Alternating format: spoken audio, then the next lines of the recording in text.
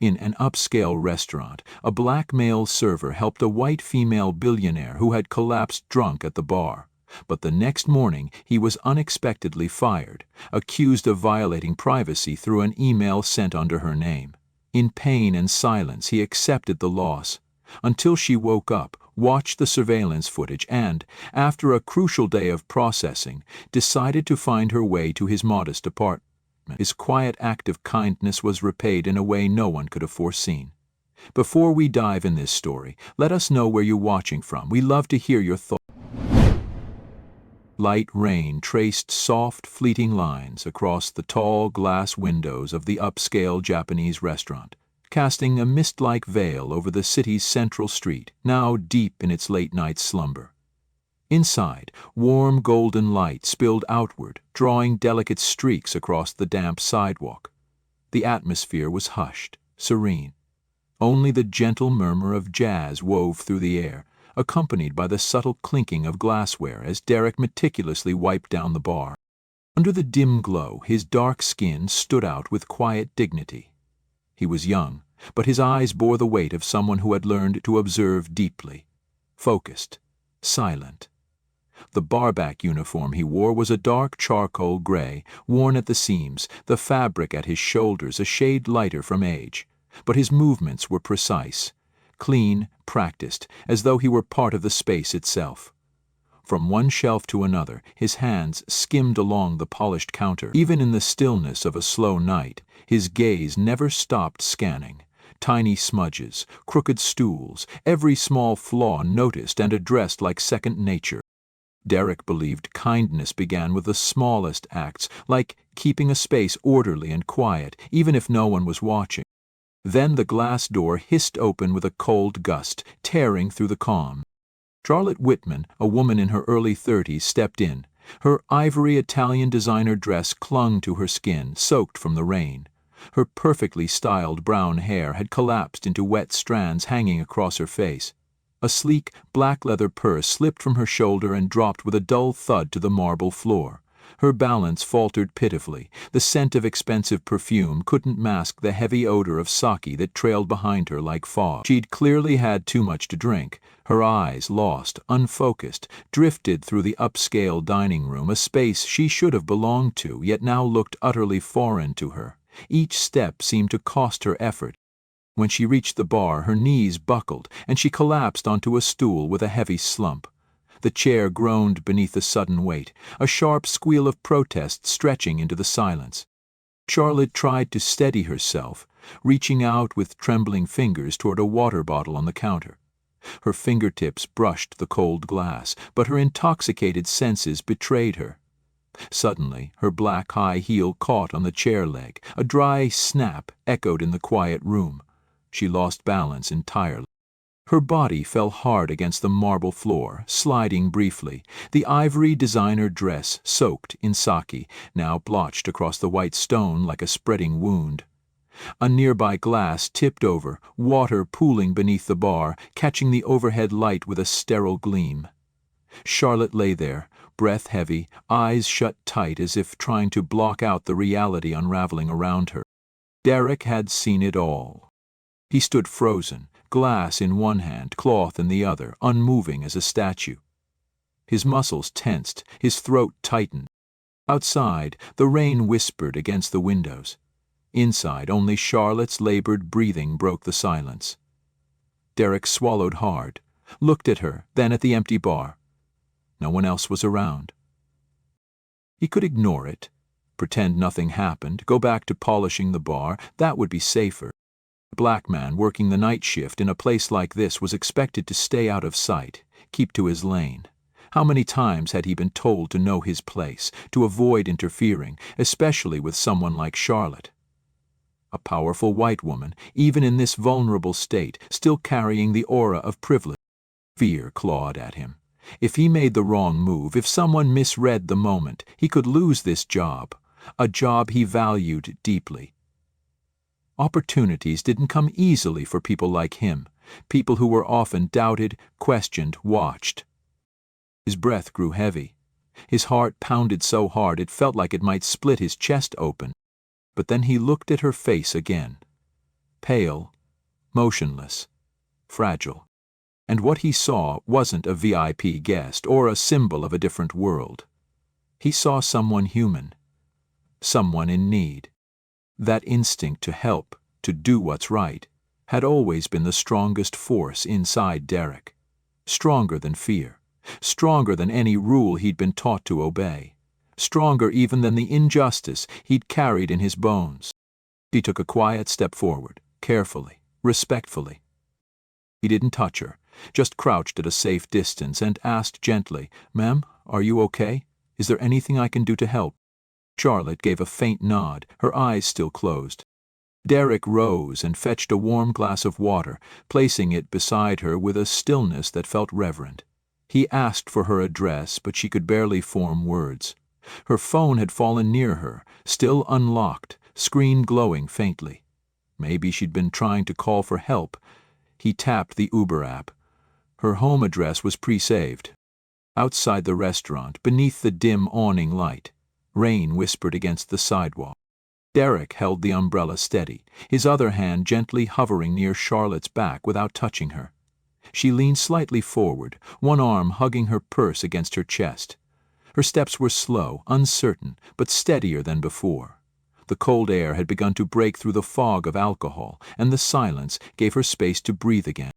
Just as they reached the car door, Charlotte paused. Her eyes, still bleary, blinked a few times as if trying to bring the world into focus. Rain clung to her lashes. Then, barely turning her head, she murmured hoarsely, "Do you know who I am?" Her voice was cracked, more breath than sound, but it carried the weight of a question she hadn't meant to ask. Derek didn't hesitate. His gaze stayed calm, grounded. "It doesn't matter," he said quietly. "You needed help." That was it, no judgment, no questions, just steady hands and a borrowed umbrella. He waited as she eased into the back seat of the Uber, pulling the door gently behind her. The car rolled off into the night, tail lights glowing like fading embers in the rain. Above them, tucked behind the sway of a potted plant, the restaurant's security camera blinked silently, recording everything. The fall, the kindness, the goodbye. Derek never looked up. He didn't know the lens had seen it all. He didn't know that in a world where silence could be misread, his quiet act of decency might soon become something else entirely. The morning after felt heavier than usual. Derek moved quietly through the back of the restaurant, stocking bottles and wiping down the counters. His eyes were sharp, but the weight behind them had changed. Something hung in the air, tighter, cold. The call came just after 10. The manager's voice was tight-jawed, hesitant. "Derek? They want to see you. Headquarters, 11 o'clock. Today." He handed Derek a small, folded piece of paper. The weight of it felt like a summons. A creeping unease settled in Derek's gut. The manager didn't meet his eyes, just turned and walked away. An hour later, Derek stood in the marble-floored lobby of a corporate tower he'd never been inside before. He felt out of place, a small, dark shadow against the vast, pale grandeur. A receptionist escorted him without a word. Then the door opened, and he stepped into a room that seemed colder than the building itself. Morrison sat behind a monolithic desk of black glass, arms folded, eyes unreadable. He didn't offer a seat, just gestured with a curt flick of his wrist. Derek sat quietly, his hands still in his lap. Without a greeting, Morrison placed a sleek tablet on the desk. A video began to play. No sound, just grainy black and white footage. Charlotte stumbling. Derek stepping forward with the water, then, his hand reaching for her phone, tapping the screen, navigating to the Uber app, confirming the destination. It was all so quick, so necessary at the time, but now, on this sterile screen, it looked invasive, exploitative even. Morrison's eyes, fixed on him, seemed to pierce right through, accusing. The moment that had felt private, quiet, and, he thought, good, now looked like something else entirely, a clandestine act, a breach. Next to the tablet, Morrison placed a sheet of paper, a printed email. The subject line read, "Unsafe Employee Conduct Incident Report." The sender, Charlotte Whitman. Derek stared at it. His throat tightened. The room seemed to shrink. "You see the issue here, Derek?" Morrison finally spoke. His voice was low, even, soaked in condescension. "You approached a high-level guest, Ms. Whitman. You then proceeded to access her personal device without explicit consent and arranged transportation. These are severe breaches of protocol, especially concerning a shareholder of her standing. We cannot have employees, especially those in your position, taking such liberties with guest privacy and security." Morrison's gaze hardened. He tapped the tablet like he was stamping a verdict. "Your role is to clean, Derek. A barback doesn't decide what constitutes appropriate personal interaction or digital access for our clientele, especially not when it involves someone of her standing." Derek's mind raced, a desperate, silent protest building within him. Charlotte, the very person he'd helped, had betrayed him. The warmth he'd felt for her vulnerability twisted into a cold, heavy sadness. He had extended kindness, and she had responded with a weapon. The words died in his throat. He felt the flush creeping up his neck, not from guilt, but from the sickening realization that this wasn't about truth. It was about power, perception, and a convenient scapegoat. Morrison leaned back in his chair. "You're not being charged. But this company values discretion, reputation, and she," he nodded toward the email, "felt unsafe. She explicitly stated that the unauthorized handling of her personal property, specifically her phone, left her feeling vulnerable and compromised. You made her feel unsafe." He slid a folder across the desk. Inside, termination documents. "All printed, all ready. We can't employ someone who doesn't know their place." Derek looked at the papers. The words settled into a sharp clarity that hurt more than anything Morrison had said aloud. He stood. No defense, no scene, just left with the folder in hand and something heavier buried deep in his chest. At home, in his narrow room with peeling paint, Derek opened his closet.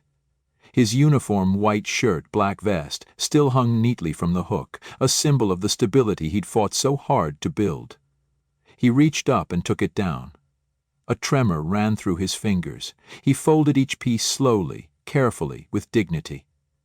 He slid the stack into the bottom drawer of the dresser and closed it with a soft push. Each fold, each movement felt like an admission of defeat. Now that fragile security was gone. He sat on the edge of the bed, elbows on his knees, head bowed. The quiet was hollow. The phone sat face down on the nightstand, screen dark. He picked it up and dialed. His mother answered on the second ring. "Baby, I lost the job," he said, the words a raw, bitter lump in his throat. "This morning." A pause. A silence that stretched, heavier than any silence he'd felt in Morrison's office. "What happened?" His mother's voice, laced with a sudden, sharp fear, cut through the quiet. "I helped someone. And that was the problem." He didn't say more. Couldn't. "My son?" His mother's voice, though still tinged with worry, softened, then transformed into a familiar strength.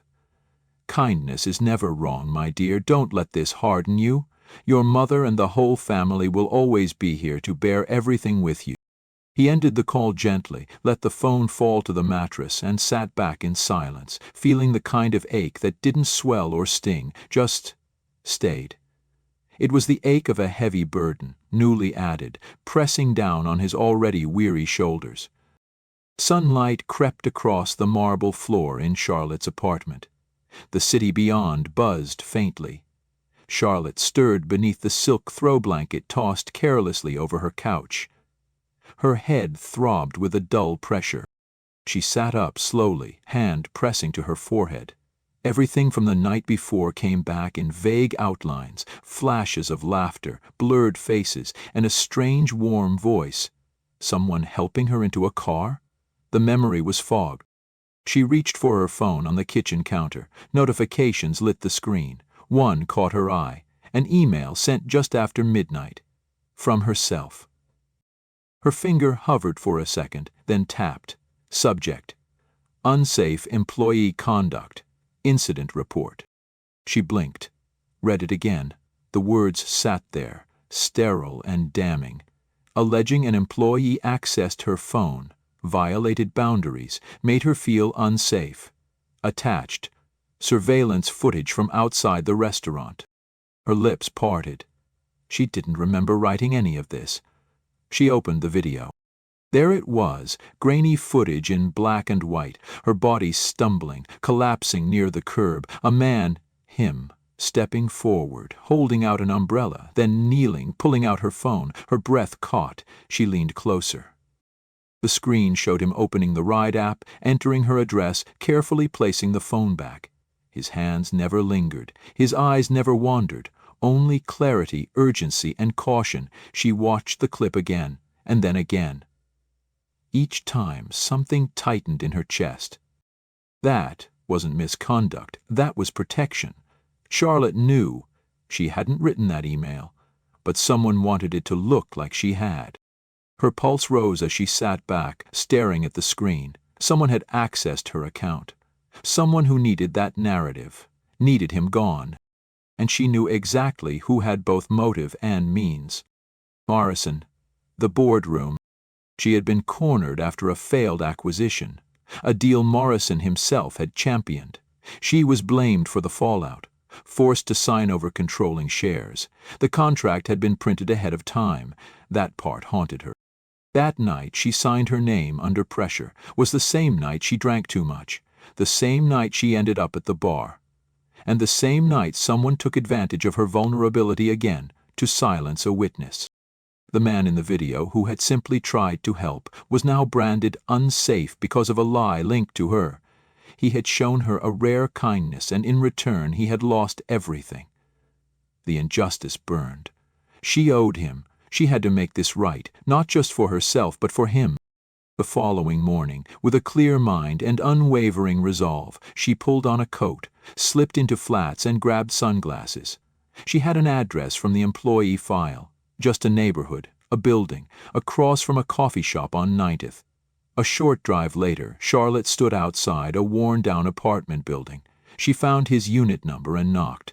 The door, slightly ajar, revealed Derek inside. He was meticulously sweeping the small living room. The air in the cramped space hung heavy with the scent of old dust and resignation. He looked up, broom still in hand. His face, etched with fatigue, tightened with instant recognition and a fresh wave of guardedness. He stayed still, broom in hand, waiting. Charlotte's voice was soft, hesitant.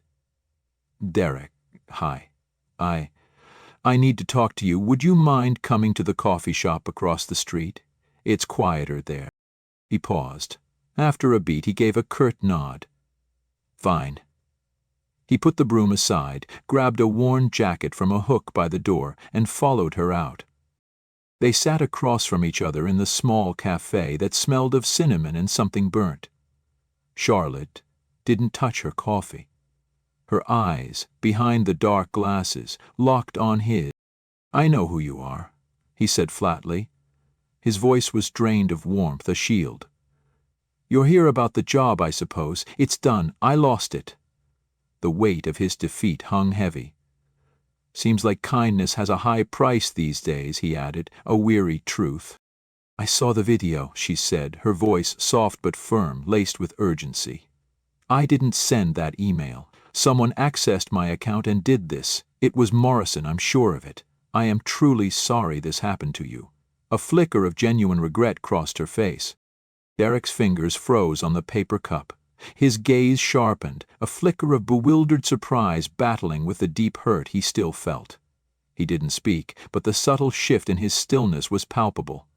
She wasn't just denying it, she was admitting complicity. He watched her, trying to decipher the truth. She leaned forward slightly, her voice a quiet confession. "I've lost something too.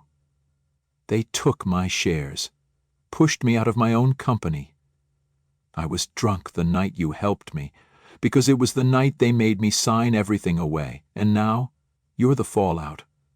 An innocent person, caught in my disaster." His eyes finally met hers. "I know what it feels like," she said, her gaze holding his, no hint of pretense. To be erased, quietly, efficiently, and made to look like you're the problem. I thought maybe I was the only one. A long silence followed. He didn't blink, but something behind his eyes shifted. Less suspicion, more recognition. He leaned back. "You're not," he said. As Charlotte gathered her things, a crucial thought struck her. She couldn't leave it at this. She had caused this. "Derek," she began, her voice a little softer, her resolve clear. I'm going to look into this. Everything. I need to understand exactly what happened, not just for me, but for you. And I know you lost your job because of this. I want to help. Financially. Until you get back on your feet or we figure this out." She pulled out her phone.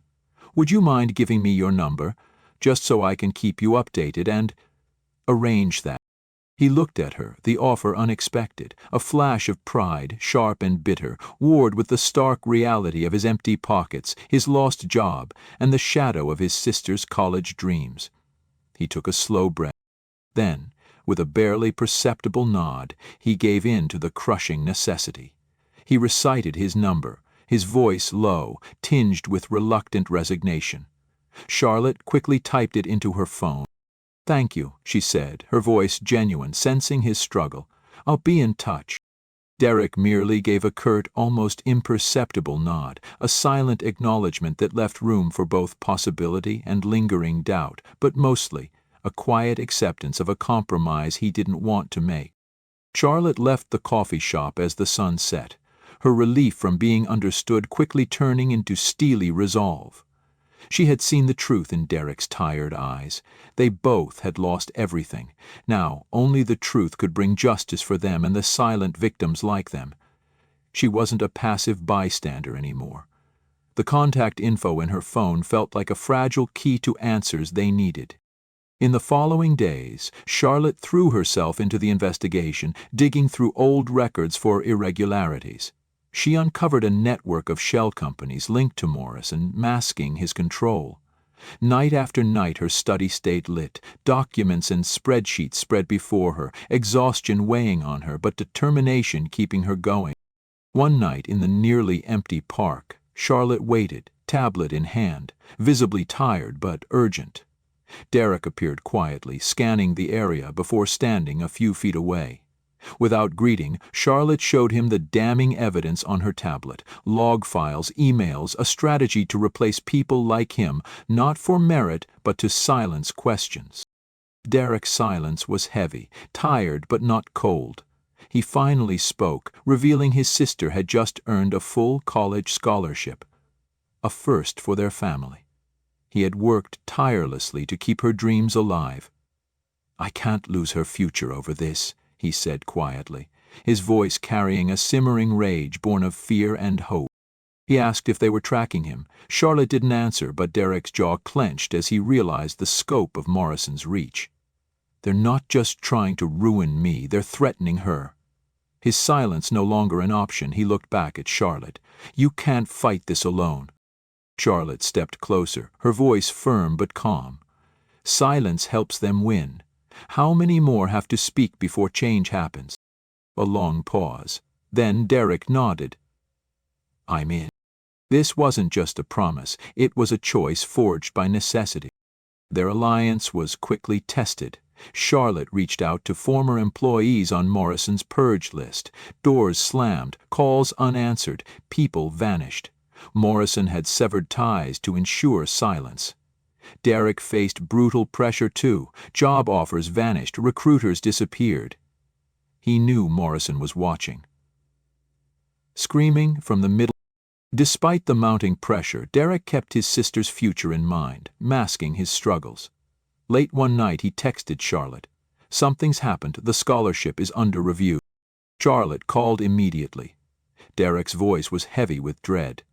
The school's secondary review was no accident. Morrison knew, had retaliated. Charlotte promised to fight harder. Derek sighed but remained firm. "I made my choice. We can't let him win." They were no longer just fighting for themselves. It was a battle to protect the unseen, to expose the powerful, and prove resilience could overcome. The threat to Derek's sister's scholarship didn't deter them. Instead, it ignited a fierce anger and an unyielding determination within both Charlotte and Derek. It was the clearest proof of Morrison's ruthlessness and also the strongest motivation for them to act. They understood that continuing to remain silent or operating in the shadows would never be enough. To truly change things and protect innocent people, they needed a bolder plan, a direct confrontation. Charlotte, with her experience in boardroom dynamics and data analysis, began building an ironclad case against Morrison's transgressions. She worked tirelessly, transforming fear into fuel, piecing together every fragment of truth. Derek, no longer merely a victim, became a living witness. He not only helped Charlotte strengthen the case with stories of discrimination and internal pressure, but also served as a constant source of moral support. He reminded her why they were fighting. Not for revenge, but to protect the vulnerable. They meticulously planned for the most critical moment, a special board meeting. It would be their only chance to expose everything, to confront Morrison and his accomplices. The tension mounted, but they knew they had no other choice. The safety of Derek's sister, and of countless others who had suffered in silence, depended on this confrontation. The momentous day finally arrived. With each step into the familiar skyscraper, the tension mounted, accompanied by an unshakable resolve. Charlotte and Derek spoke little. Everything had been said, all evidence meticulously arranged. As the large boardroom doors swung open, revealing the silent and cold space within, they knew there was no turning back. The boardroom had never felt colder. Charlotte stood at the head of the long table, the city skyline sprawling behind her, but all eyes were fixed on the large screen. No one looked at Morrison. She clicked the remote once. The first video played. Security footage. Charlotte stumbling. Derek stepping in, the umbrella, the car door held open. No sound, but the truth needed none. The second click revealed the forged email. The incident report bearing her name, time-stamped while she'd been unconscious. Then came the charts. 18 months of hiring patterns across the flagship location. Nearly every frontline black employee systematically replaced, not for better performance, but for silence, for the kind of unquestioning loyalty Morrison demanded. Charlotte didn't raise her voice. Each slide was a scalpel, precise and cutting. At the far end of the table, Morrison sat with his arms folded, but the confidence had drained from his face. His jaw tightened with each frame. By the end, his knuckles were white. "I didn't authorize that message," Charlotte said calmly, her gaze sweeping across the stunned faces. "Nor did I consent to the erasure of the people who built this place's culture. But I know who did." The room didn't erupt. It cracked. A fissure of whispers exchanged glances. One of the board members, a stern-faced woman, motioned toward the door, a silent command for him to leave. Then Derek stepped forward. He didn't wear a suit, just a clean shirt, sleeves rolled, dignity held like armor. He didn't touch the podium. He spoke from where he stood, his voice steady and clear, reaching every corner of the room. "I'm not here to get my job back," he said. "I'm here so no one else loses theirs for doing the right thing." He paused, letting his words sink in. "I helped someone who needed help. I used her phone to call a ride when she couldn't walk. I didn't know kindness could look like a threat, until someone decided it was." He looked straight at Morrison, his gaze unwavering. "I didn't make her unsafe, but you made this place unsafe, for anyone who didn't fit your version of loyalty." Morrison didn't answer. His silence was deafening, filling the room with the weight of his guilt. Hours later, Morrison walked down the long hallway alone. The board had voted unanimously. His removal was swift and absolute. No send-off, no handshakes, just the cold, echoing sound of his own footsteps, fading into the silence of his ignominious departure. The once untouchable empire he had built crumbled. The news spread like wildfire through the company and the media. Morrison's fall sent shockwaves through the corporate world, a cautionary tale of unchecked power and hidden injustices finally brought to light. For Charlotte, it was a profound vindication. Her name was cleared, her reputation restored, but more importantly, the truth had prevailed. She publicly detailed the systemic racism and manipulation, vowing to advocate for the displaced employees. Derek, too, found his name cleared.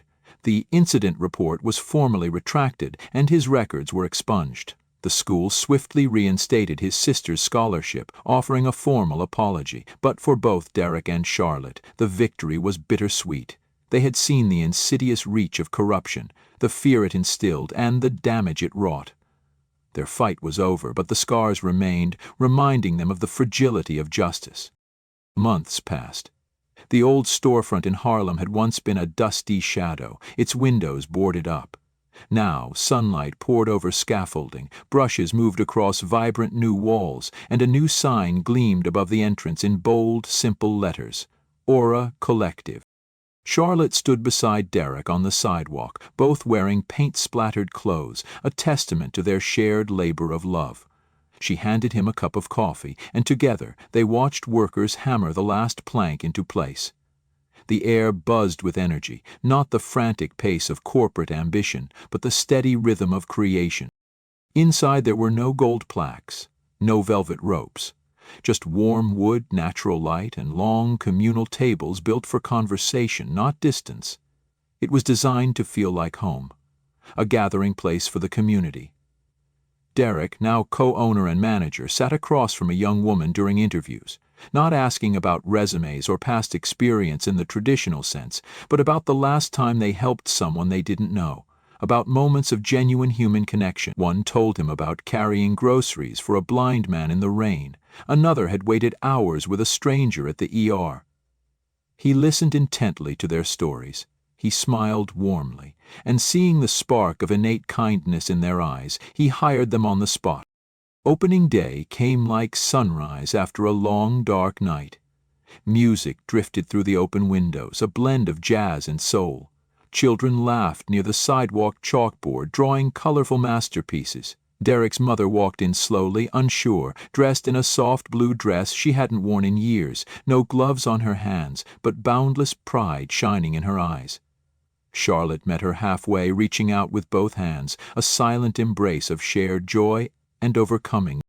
"Welcome," Charlotte said, and meant it with every fiber of her being.